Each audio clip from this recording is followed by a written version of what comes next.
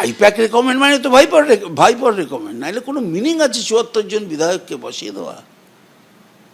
আমি একটা না ছোটবেলায় নাটক করতাম, আমি তো নাটক ভালোবাসি, ঝিঝি পোকার কান্না। এটা বোধহয় মমতা বন্দ্যোপাধ্যায় বা আমার নেত্রী এই সাধারণ কর্মীদের কান্না, নেতাদের কান্না তার কাছে ঠিক তথ্য পৌঁছায়নি। ডুবালো কোন নেতা তাহলে? ডুবিয়েছে তো ডুবিয়েছে তো নতুন কালচারের নেতা আইপ্যাক আর তার সঙ্গে ছাইপ্যাক, এই দুজন মিলেই ডুবিয়েছে। আর ডুবিয়েছে হচ্ছে যে কানে দুল, মাথায় লাল চুল, তার নাম তৃণমূল, এই কালচার। আমার তো কোনো মানেই আসে না, যদি শৌকতকে যদি দলে নেন তাহলে শৌকতকে তার নিজের কেন্দ্র বদল করে বাউনে নিয়ে গেলেন কেন? একেবারে মমতা স্টাইল, মানে কোনোটাই পার্মানেন্ট না, শুধু নিজে পার্মানেন্ট। এটা কখনো হয় না।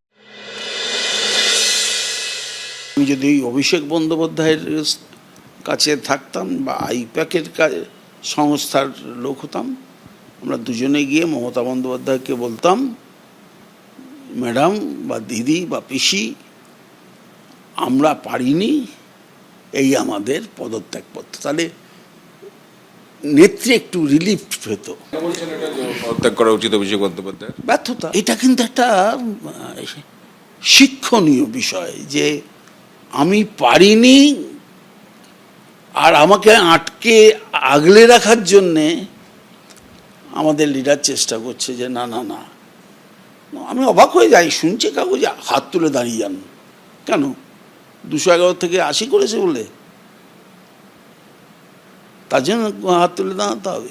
দায়িত্ব নিশ্চয়ই সেনাপতির, ১ নম্বরে সেনাপতি।